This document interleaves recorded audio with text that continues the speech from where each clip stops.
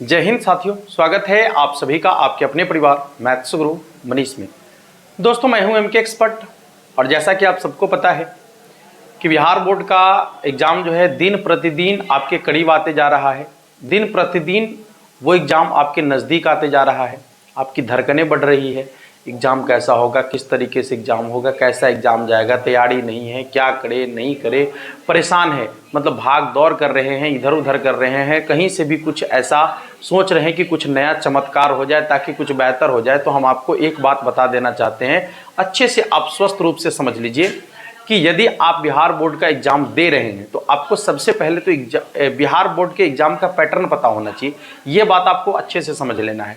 अब इसी बात को लेकर बहुत ज़्यादा विद्यार्थियों का जो है ना एकदम अलग अलग माइंडसेट चल रहा है, अलग अलग चीज़ें चल रही है और बहुत सारे लोग जो है अलग अलग चीज़ें इस पर लेकर आ रहे हैं। अलग अलग तरीके से लोगों की जानकारी जो है और अलग अलग प्रकार से जानकारी है, ठीक है ना। हम आपको आज के इस वीडियो में पूरी अच्छे से आपको बताने वाले हैं कि आपके मन में जो एक सवाल बहुत मतलब अलग तरीके से जो है ना माइंड डिस्टर्ब करके रखा है, जो आपके तैयारी में भी बहुत बाधा डाल रहा है, ठीक है ना, उसको पूरी तरीके से अभी आप समझ लीजिए और इसके बाद दोबारा आप इस मैटर के बारे में जो है खासकर हमसे तो मत पूछिएगा, ठीक है ना।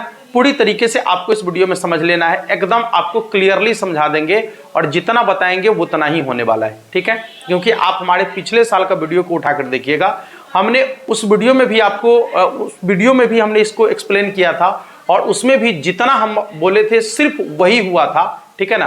क्योंकि ये जो बातें हम बोल रहे हैं ना, कोई फेक बात नहीं है, कोई अलग से उठाकर नहीं है, ये टोटल कॉन्सेप्चुअल बात होगा, टोटल कॉन्सेप्ट पर आधारित बात होगा, ठीक है ना।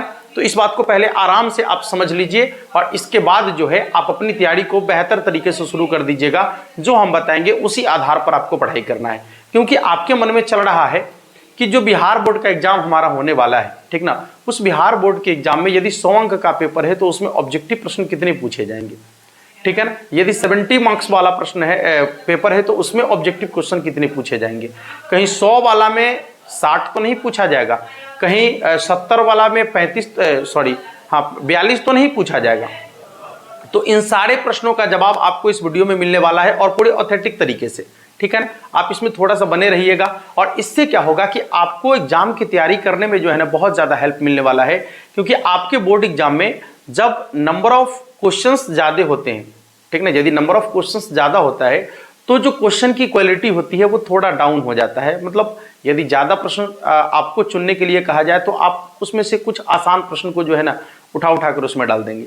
लेकिन यदि आपको वाकई में कहा जाए कि नहीं, आपको कम प्रश्न सेलेक्ट करने हैं, ठीक ना, तो फिर आप क्वेश्चन का सिलेक्शन जो है ना बड़ी सोच समझ कर करेंगे और वैसे कंडीशन में जो है प्रश्नों का जो लेवल होता है थोड़ा अप हो जाता है, ठीक है।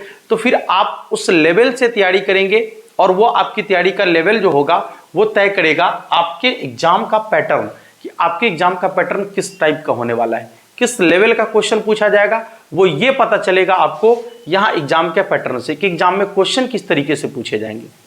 आपको एक छोटा सा बात बता दे कि जैसा कि आप सबको पता है कि 2019 में 2020 की हम बात करते हैं, ठीक है ना, 2020 की हम बात करते हैं। थोड़ा ध्यान से समझिएगा, थोड़ा सा हम आपको पीछे ले चलते हैं। 2020 में, ठीक है ना, आपको पता है सब लोगों को कि 2020 में जो है कोविड आ गया था, ठीक है। ये सबको पता है कि 2020 में कोविड आया था और आपको ये भी पता है कि 2020 में कोविड आने के बावजूद भी आप लोग का एग्जाम बिल्कुल समय से हुआ था। कोई उसमें टाइम का मतलब अलग से जो है टाइमिंग नहीं हुआ था या फिर उसका जो है ना डेट वगैरह कुछ ऐसा बहुत ज़्यादा नहीं हुआ था। आप लोग का एग्जाम बिल्कुल हुआ था, ये आप सबको पता है। और कोविड को लेकर जो है ना आपके एग्जाम के पैटर्न में भी बदलाव हुआ था, ठीक है ना। आपके एग्जाम के पैटर्न में बदलाव कोविड को लेकर इसलिए हुआ था कि बच्चे की तैयारी उतनी बेहतर नहीं हो पाई है, बच्चे पढ़ नहीं पाए हैं, तो उसको लेकर जो है बच्चों को पढ़ाई डिस्टर्ब हुआ है, उसको लेकर जो है एग्जाम के पैटर्न में बदलाव हुआ था। और एग्जाम के पैटर्न में जो बदलाव हुआ था उसमें ऑब्जेक्टिव क्वेश्चन जो है ना, ऑब्जेक्टिव क्वेश्चन 100% कर दिए गए थे, ठीक है ना, जिसमें आपको 50 का जवाब देना था। मतलब 100 ऑब्जेक्टिव क्वेश्चन, यदि 100 अंक का पेपर है तो 100 पूछेगा, जिसमें से 50 का जवाब देना होता है, किन्हीं 50 का।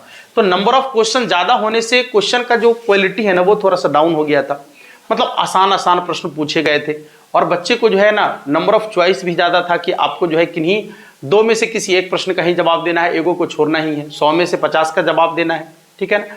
तो वो आसान पैटर्न इसलिए सेट किया गया था कि बच्चों की तैयारी नहीं थी, बच्चे ठीक से पढ़ नहीं पाए थे, उनका पढ़ाई जो है ना पूरी तरीके से कहिए तो आप मतलब इधर उधर हो गया था। इसके बाद इसमें जो 2 अंक वाले प्रश्न आपसे पूछे गए थे वो प्रश्न पूछे गए थे 30, ठीक है ना, और जिसमें से 15 का जवाब देना था। फिर 5 अंक वाले प्रश्न जो पूछे गए थे वो 8 प्रश्न पूछे गए थे जिनमें से 4 का जवाब देना था। खैर ये पैटर्न पहले भी आपको दिख रहा था, इसमें कोई ज्यादा बदलाव नहीं हुआ था, ठीक है ना। तो अब यदि हम बात करें इस पर, ठीक है ना, इसमें थोड़ा सा बदलाव किया गया था। इसमें भी देखिए कि आपको दुगुना प्रश्न पूछा गया था, इसमें भी आप देख सकते हैं कि दुगुना प्रश्न पूछा गया था और आपको जो है उसके आधे का जवाब देना था।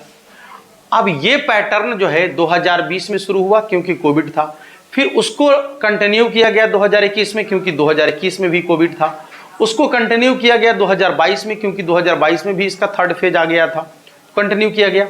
अब 2023 में भी इस पैटर्न को नहीं चेंज किया गया, ठीक है ना। अब आपको एक बात बता दें कि 2023 में इसको क्यों नहीं चेंज किया गया, थोड़ा सा समझिएगा।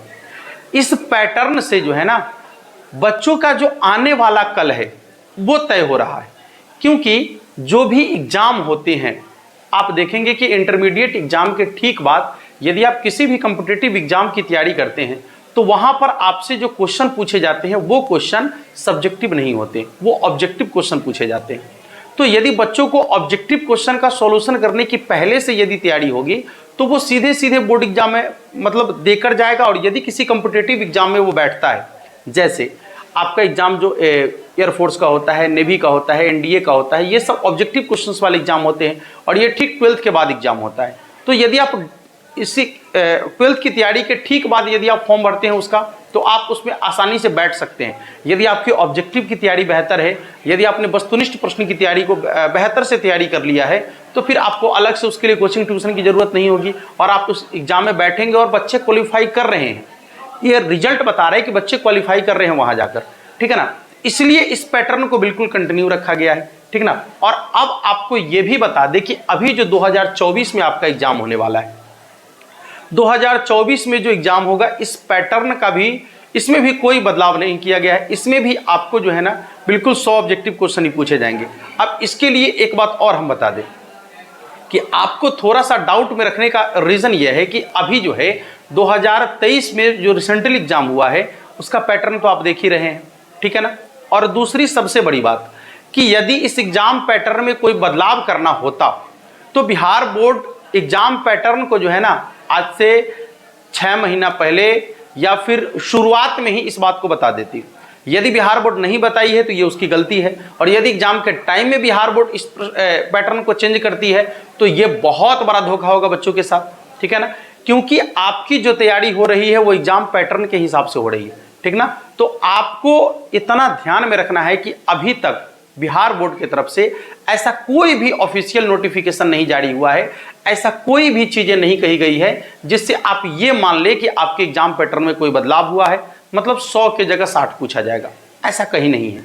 तो जो लोग भी इस बात को सिर्फ फेक मतलब अपने तरफ से बनाकर कह रहे हैं कि 100 में से 60 पूछा जाएगा, अब तो चेंज हो गया पैटर्न, बदल गया पैटर्न, तो उन लोगों की बातों पर आपको ध्यान देने की जरूरत नहीं है। यदि आपको किसी की बातों पर ध्यान देना है तो वह है बिहार बोर्ड, क्योंकि वही तय करेगा कि आपके एग्जाम का पैटर्न क्या होगा। बातें समझ में आ रही है।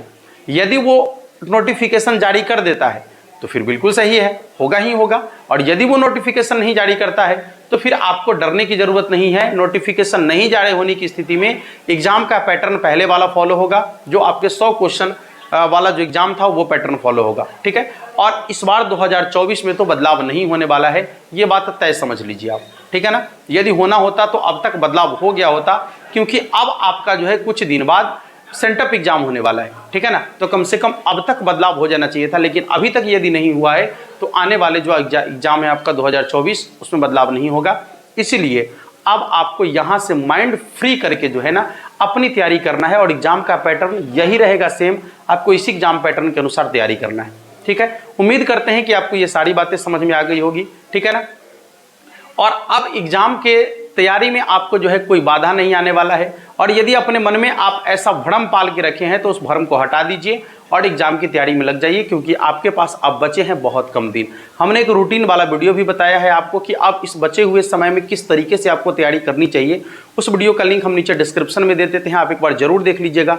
शायद आपको पढ़ने में मदद मिले, शायद आपको तैयारी करने में मदद मिले, क्योंकि आप समझ नहीं पा रहे हैं कि तैयारी कहाँ से शुरू करें, कैसे तैयारी शुरू करें। तो हमने उस वीडियो में पूरा क्लियरली बता दिया है कि आप सिर्फ 105 दिन में जो है ना बेहतर तैयारी कर सकते हैं आसानी से, और अभी से आपके पास 105 दिन बचा हुआ भी है। ठीक है, तो निश्चित रूप से आप उस वीडियो को देख लीजिएगा, आपको पूरी बातें समझ में आ जाएगी। मिलते हैं फिर आप लोगों से नेक्स्ट क्लास में, और तब तक के लिए आप सभी को जय हिंद, धन्यवाद।